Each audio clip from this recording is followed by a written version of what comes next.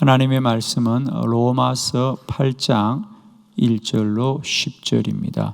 성령의 유익. 그러므로 이제 그리스도 예수 안에 있는 자에게는 결코 정죄함이 없나니 이는 그리스도 예수 안에 있는 생명의 성령의 법이 죄와 사망의 법에서 너를 해방하였음이라.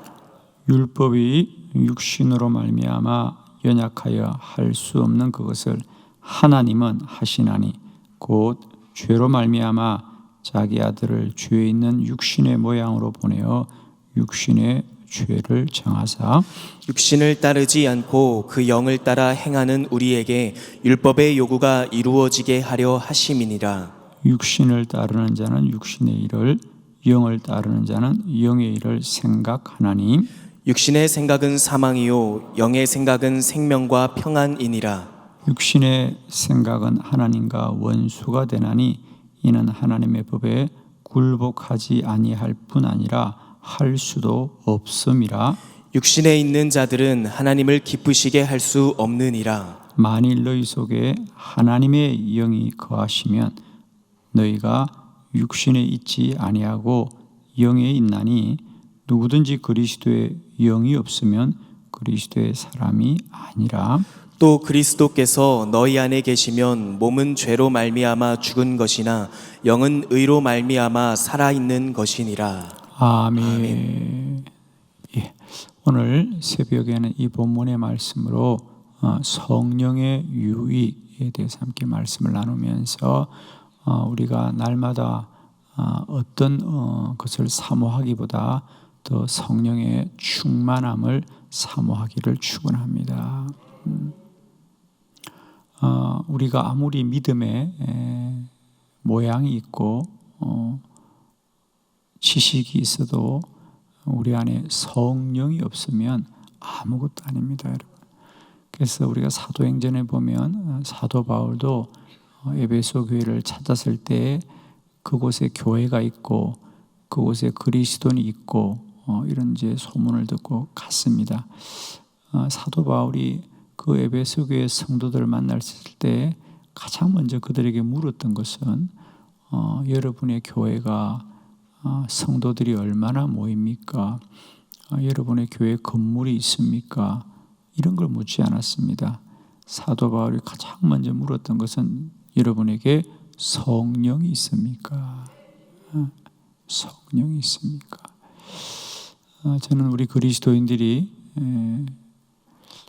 날마다 때마다 우리 자신에게 꼭 점검되어야 될 것은 내 안에 성령이 있는가를 물으시고 성령의 충만함을 사모하기를 원합니다, 여러분. 저는 오늘 이 로마서 8장의 말씀으로 성령이 우리에게 어떤 유익함이 있느냐를 함께 말씀을 통해서 깨닫고 이 새벽에도 우리 안에 이런 성령의 충만함으로 말미암아 우리의 영적인 삶이 늘 복되고 귀한 삶이 되기를 축원합니다. 첫 번째, 성령은 우리의 신앙생활 가운데 죄를 이기게 합니다. 죄를 이기게 합니다. 우리 1절로 2절의 말씀을 교독합니다. 1절, 그러므로 이제 그리스도 예수 안에 있는 자에게는 결코 정죄함이 없나니 이는 그리스도 예수 안에 있는 생명의 성령의 법이 죄와 사망의 법에서 너를 해방하였음이라. 아멘. 우리가 늘 성령 충만을 사모해야 되는 것은 우리 안에 죄를 이겨야 합니다, 여러분. 우리는 다른 것으로 무너지지 않습니다. 늘 이 죄의 유혹과 시험이 일어나야 무너지는 것이거든요. 그래서 우리는 늘 이 성령의 충만함으로 말미암아 죄를 이기고 또 이겨야 할 줄로 믿습니다. 오늘 2절에 보니까 이는 그리스도 예수 안에 있는 생명의 성령의 법이 죄와 사망의 법에서 너를 해방하였음이라 그랬습니다. 생명의 성령의 법이 죄와 사망의 법에서 너를 해방하였음이라 그랬어요.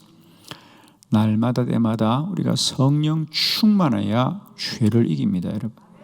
그러니까 늘 말씀을 드립니다. 우리는 죄와 싸우지 말아라. 죄와 싸우지 말고 성령 충만을 사모해라는 거예요. 그러니까 성령이 충만하면 죄는 이겨 나가는 것입니다.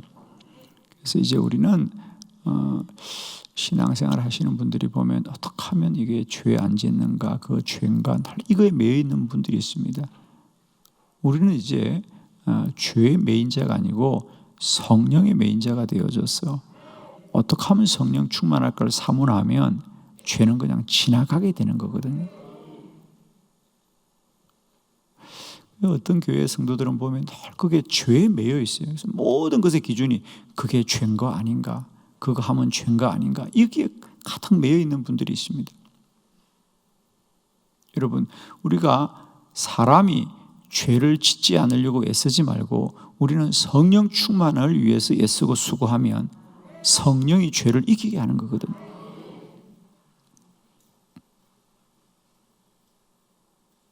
그래서 우리가 더 성령을 사모하고 더 성령을 사모해야 되는 이유는 성령 충만만이 죄를 이기는 것입니다.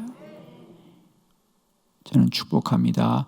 오늘도 우리 안에 더 부르짖고 간구함으로 주의 영으로 충만한 한날이 되기를 축원하고 성령 충만할 때 우리는 죄를 다 이기게 될 줄로 믿습니다.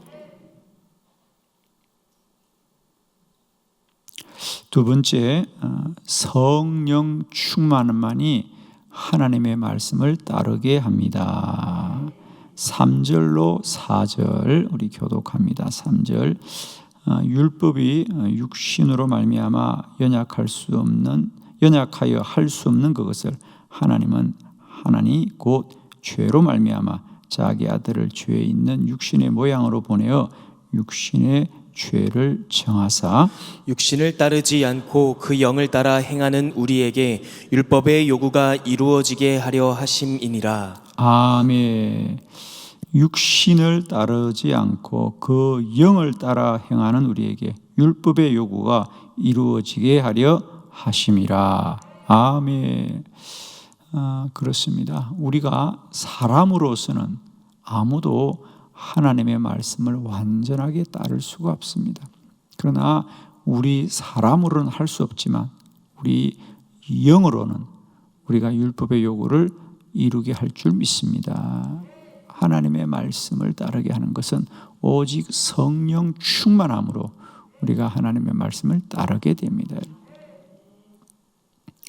날마다 때마다 주의 말씀이 내 발의 등이요 내 길의 빛이 되어질 때 우리는 그 말씀을 따라갈 수 있는 믿음이 있어야 되는데 오늘도 우리가 주의 말씀을 순종하고 따를 수 있는 힘은 우리의 생각과 또 우리의 수고에 있는 것이 아니라 성령 충만하면 성령은 주의 말씀을 사모하고 주의 말씀을 기뻐하게 하고 주의 말씀을 따르게 하는 거죠. 역시 똑같은 원리입니다. 성령이 없는 채 우리가 성령 없이는 어떤 주의 말씀도 따를 수가 없습니다. 그러나 내 안에 성령이 충만하면 어떤 말씀도 따를 수 있다는 거죠.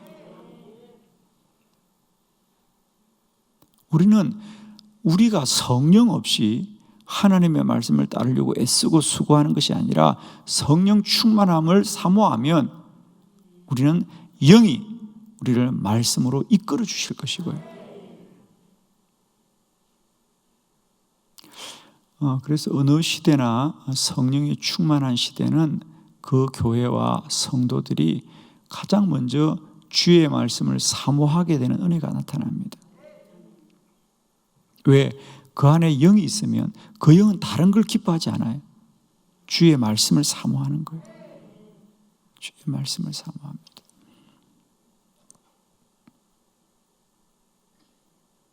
축복하기는 날마다 때마다 우리가 성령의 충만함을 사모하여 우리가 주의 말씀을 이루고 따르고 그 말씀을 날마다 우리가 성취할 수 있게 되기를 원합니다.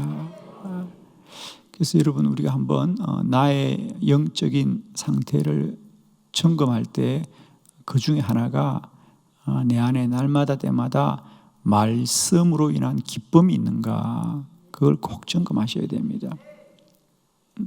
성령이 충만한 분들은 말씀이 기쁩니다, 여러분.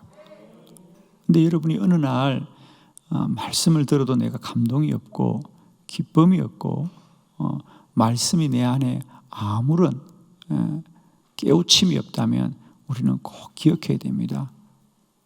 내 안에 성령이 없다는 것을 꼭 기억하시고 여러분 성령의 충만함을 사모하셔야 됩니다. 그건 너무 중요합니다, 여러분. 우리가 신앙생활하면서 말씀이 내 안에 은혜가 되지 않는 만큼 성도들이 힘든 게 없는 거예요. 그래서 여러분 축복하기는 언제나 성령 충만함으로 내 안에 하나님의 말씀이 꿀송이처럼 달고 그 말씀을 늘 사모하고 그 말씀 이루기를 애쓰는 저와 여러분 되길 원해요, 여러분. 말씀이 문제가 아니라 우리가 문제입니다, 여러분. 말씀은 언제나 진리였어요, 여러분. 저는 특별히 설교자로서 늘 두려운 건 그거예요. 어느 날 내가 하나님의 말씀을 볼 때에 그 말씀이 내 안에 아무런 감동이 없다면 얼마나. 저는 설교자로서 늘 말씀을 묵상하고 말씀을 연구하고 말씀을 준비하는데 정말 감사한 것은 주의 말씀이 늘 내 안에 살아 운동력이 있고 역사하는 힘이 있으며 내게 말씀을 하시거든요. 근데 어느 날 그게 사라진다면 어떡하겠냐는 거예요. 우리가 사무엘상에 보면 엘리 제사장의 시대에 그 영적 타락함의 가장 큰 현상은 뭐냐? 주의 말씀에 이상이 희귀하더라는 거예요. 그러니까 주의 말씀이 들리지 않는다는 겁니다. 왜 그 시대가 영적으로 타락했느냐? 말씀이 사라진 거예요. 그건 타락하는 겁니다. 우리 신앙생활 중에도 마찬가지예요. 여러분, 주의 말씀이 날마다 때마다 여러분에게 은혜로 깨달아지기를 원해요, 여러분. 혹 여러분 안에 주의 말씀이 내 안에 들려지지 않는다면 여러분 정말 나의 영적인 상태를 꼭 점검하셔야 됩니다. 남을 탓하면 안 됩니다. 내 안에 영적인 상태를 꼭 점검하시고 성령 충만을 더 사모하시기 원합니다. 그래서 우리가 더 성령 충만을 사모하고 나의 영성을 잘 관리해야 되는 것은 그래야만이 날마다 때마다 우리가 주의 말씀을 따를 수 있는 거예요. 성도에게 가장 큰 축복은 주의 말씀이 날마다 때마다 우리에게 꿀송이처럼 달고 그 말씀을 사모할 수 있다는 은혜가 있는 거예요. 그런데 여러분 정말입니다. 혹 여러분 중에 어떤 이런 영적인 탈진이나 신앙생활을 하다가 어려움을 경험한 분들은 그걸 아실 겁니다. 우리 안에 주의 말씀이 깨달아지지 않는 만큼 고통이 없습니다. 성도가 살아가면서. 그렇죠? 늘 성령의 충만함으로 주의 말씀을 더 사모하고 주의 말씀을 따르기를 갈망하는 거룩한 열정이 저와 여러분에게 마르지 않기를 원합니다. 정말 주의 말씀이 꿀송이처럼 달고 늘 그 말씀을 사모하는 은혜가 불붙듯 할 때 우리는 힘있게 살아갈 수 있습니다. 그건 다른 게 아닙니다. 그래서 여러분 제가 여러 교회를 집회를 다녀보면요, 기도를 많이 하는 교회와 그렇지 않은 교회는 딱 달라요. 성도들이 예배 시간에 주의 말씀을 어떻게 사모한가를 보면 다 나타나요. 정말 은혜가 충만한 교회, 성령이 충만한 교회는 성도들이 주의 말씀을 얼마나 사모하는지 몰라요. 얼마나 사모하는지.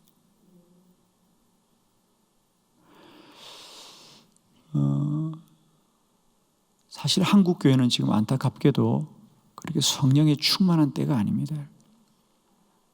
그런데 우리가 중국이나 이런 데를 가보면 성령이 충만합니다. 얼마나 뜨거운지 몰라요. 전 그래서 그전에 중국 선교를 가면요, 제가 복음을 전하러 갔다가 사실은 제가 은혜를 많이 받고 돌아왔어요.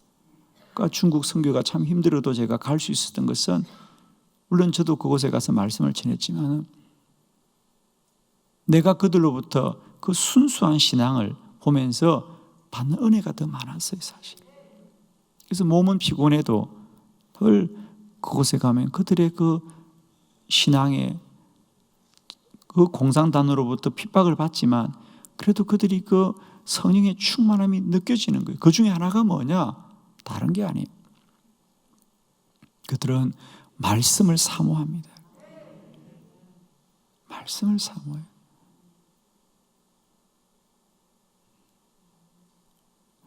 어느 지역을 가거나 제가 꼭 설교하기 전에 꼭 듣는 부탁이 있어요. 무슨 부탁인지 아세요? 목사님, 저희 지역에는, 저희 교회는 목사님이 참 오랜만에 오셨어요. 왜? 중국 교회는 목사가 귀하기 때문에. 그래서 한국에서 목사가 와서 통역으로 설교를 해도 그들은 사모함이 있는 거예요. 그래서 꼭 그 지도자들이 부탁을 해요. 목사님, 피곤하시더라도 조금만 설교를 오래 해 주십시오. 제가 얼마나 하면 돼요? 목사님, 그래도 3시간은 해 주셔야 돼요. 정말입니다, 여러분. 목사님, 힘들어도 3시간은 해 주셔야 돼요. 설교를 전하면요, 그들이 다 노트를 가지고 그걸 기록해요. 그들은 한자를 쓰잖아. 한자를 기죠. 여러분, 우리 한글은 참 좋은 글인 줄 아세요? 한자 그 써보실래요, 여러분? 제가 깜짝 놀란 거예요. 그 시골 사람들이 앉아가지고 한국에서 목사님이 오셨다 그러니까 3일씩 짐을 싸가지고 멀리서 오니까 아예 그냥 집회를 왔다 갔다 못하니까 3일씩 4일씩 집을 나오는 겁니다. 짐을 보따리를 싸가지고 교회에서 먹고 자면서 그 집회를 참석하는데, 중국 교회는 어디를 가면 꼭 부탁하는 게, 목사님 피곤하셔도 목사님 조금만 설교를 오래 해주세요. 설교를 더 오래 해달라고 부탁하는데, 한국 교회는 가보면요, 가는 교회들마다 그래요. 목사님 시간 지켜주셔야 돼요, 여러분. 목사님 짧게, 그냥 목사님 짧게 해주세요. 이게 벌써 다르잖아요, 여러분. 짧게 해달라는 게 다르잖아요. 이게 벌써 그 시대의 영적인 상태를 우리에게 대변해 주고 있어요. 여러분에게 이건 뭐 힘으로 되는 게 아닙니다. 노력으로 되는 게 아닙니다. 성령 사모하셔서 주의 말씀이 날마다 꿀송이처럼 닿은 은혜가 있기를 원해요, 여러분. 그게 안 된다면 여러분 꼭 자신의 신앙을 점검하셔야 됩니다, 지금.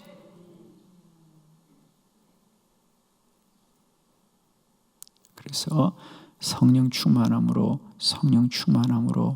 날마다 때마다 주의 말씀을 따르고 이루고 성취하는 놀라운 은혜가 있기를 축원합니다. 세 번째, 우리가 성령 충만하면 하나님을 기쁘시게 합니다. 7절로 8절을 교독합니다. 7절, 육신의 생각은 하나님과 원수가 되나니 이는 하나님의 법에 굴복하지 아니할 뿐 아니라 할 수도 없음이라. 육신에 있는 자들은 하나님을 기쁘시게 할 수 없느니라. 아멘. 육신에 있는 자로서는 하나님을 기쁘시게 할 수 있습니다. 오직 영의 사람만이 하나님을 기쁘시게 합니다. 믿음이 없이는 하나님을 기쁘시게 하지 못한다 그랬어요. 여러분, 우리 신앙생활의 가장 큰 기쁨은 뭐겠습니까? 우리가 아무리 맛난 걸 먹고 재미있는 일을 해도 우리는 결국 영적인 열매가 없다면 그건 참으로 공허한 인생이 되고 맙니다. 우리가 아무리 신나고 즐겁고 재미있게 살아도요, 그 삶이 영적인 열매가 없다면 우리는 결국 공허한 거예요. 그죠? 결국 성도의 가장 큰 기쁨은 뭐냐? 하나님을 기쁘시게 할 때 우리가 기쁜 거지. 하나님의 마음을 슬프게 하면서 내가 어떻게 기쁠 수 있냐는 거죠. 제가 늘 우리 젊은이들 결혼한다고 주례를 부탁받으면 저는 한결같이 하는 얘기였습니다. 저는 뭐 주례사가 다르지 않아요. 왜? 아마 제 주례사를 몇 번 들어본 분들은 알 겁니다. 저는 주례사 본문도 똑같고 내용도 똑같아요, 여러분. 그게 부부마다 어떻게 다를 수 있어요, 그죠? 똑같아야지. 저는 그 중에 제가 늘 부탁하는 게 부부는 서로 도와야 한다. 부부는 서로 도와야 한다. 왜 서로 도와야 되느냐 하면 부부는 이제 같이 사는 겁니다. 우리가 결혼이라는 것은 혼자 살다가 같이 사는 거거든요. 그리고 같이 사는데 그 같이 사는 걸 한 몸처럼 살아야 됩니다. 쉬워요? 어려워요? 빨리 말해봐. 괜찮아요.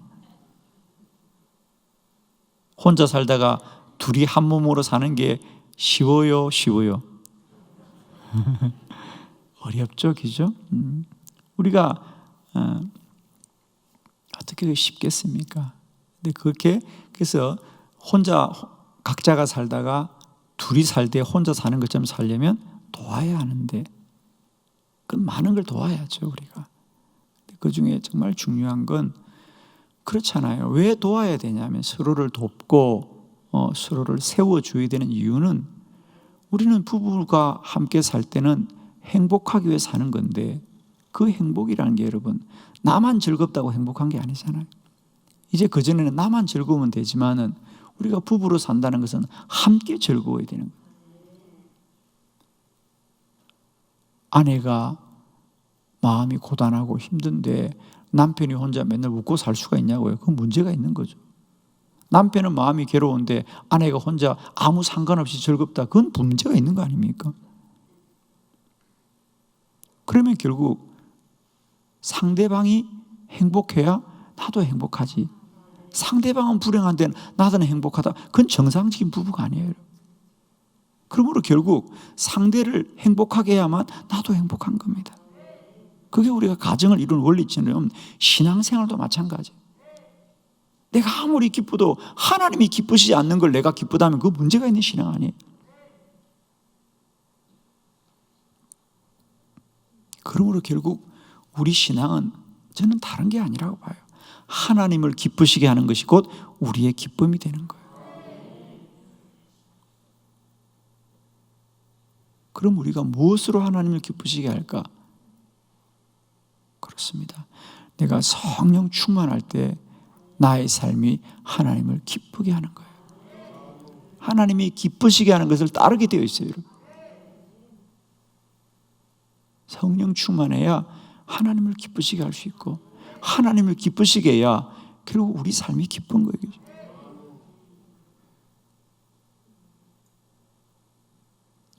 우리 그리스도인들의 기쁨은 다른 데 있지 않습니다. 하나님을 기쁘시게 하는 것이 우리의 가장 큰 기쁨입니다. 축복하기는 우리의 가장 큰 기쁨이 있다는 건 하나님을 기쁘시게 하는 기쁨이 있기를 원합니다.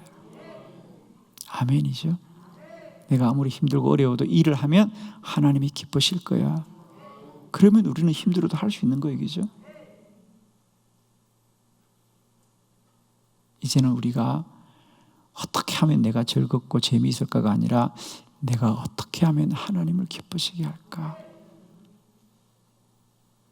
어떻게 하면 우리가 하나님을 기쁘시게 할까? 저는 우리 한빛교회가 어떤 사람을 만족시키는 교회가 아니라 하나님을 기쁘시게 하는 교회가 되기를 원합니다. 힘들고 어려워도 우리 교회가 어떻게 하면 하나님을 기쁘시게 할까? 그거면 우리는 그것이 전부인 거죠.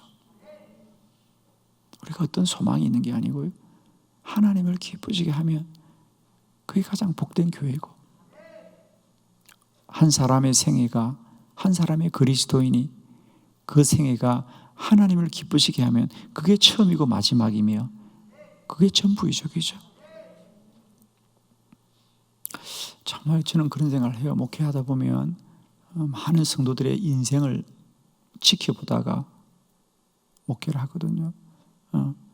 출생도 보고 또 그들이 결혼하여 가정을 이루는 것도 보고 또 나이 든 성도들이 먼저 세상을 마치는 걸 보면서 참 많은 걸 생각합니다. 그 중에 분명한 건 그렇더라고요, 여러분. 아무리 부자로 살고 아무리 세상 부귀영화를 누리도요, 가지고 가는 사람 아무도 없더라고요. 그거 꼭 기억하세요, 여러분. 가지고 갈 것처럼 사는 사람이 있고, 또 두 번째로는 마치 본인이 영원히 살 것처럼 생각하는데 영원히 사는 사람 아무도 없어요. 하여튼 제가 쉽게 말할 거예요. 쓸 수 있을 때 많이 쓰고 돌아가셔요. 그걸 왜 가지고 가 있어? 정말입니다, 여러분. 돈은 쓸 때 가치가 있는 것이지 아무리 쌓아도 소용없어요, 여러분. 특별히 주를 위해 마음껏 쓰세요. 아멘. 정말 어리석지 마십시오, 여러분. 주를 위해 마음껏 쓰세요. 복음 전하는 일에, 선교하는 일에 마음껏 쓰세요. 아멘 해요. 또 왜? 정말입니다, 여러분. 그게 가장 큰 영광이에요, 여러분. 쌓아두어야 자식들 싸움이나 시키지. 정말입니다, 여러분. 한 푼도 남기지 말고요. 다 정신 있을 때 주를 위해 쓰시고 가세요. 주를 기쁘시게 하자. 주를 기쁘시게 하자. 우리 만족이 어디 있습니까? 철이었고 어릴 때는 그저 재미있고 맛있는 거 있으면, 좋은 친구 있으면 그게 마음 빼앗겨 살았지만 이제 점점 살아보면 그런 기쁨은 우리를 기쁘게 하지 않습니다. 정말 내게 기쁨이 있다면 하나님을 기쁘시게 하는 일에 내가 쓰임받는 기쁨이 가장 큰 기쁨입니다. 성령 충만함으로 오늘도 죄를 이기고, 성령 충만함으로 오늘도 주의 말씀을 사모하고, 성령 충만함으로 오늘도 하나님을 더 기쁘시게 하는 저와 여러분 되기를 축복합니다.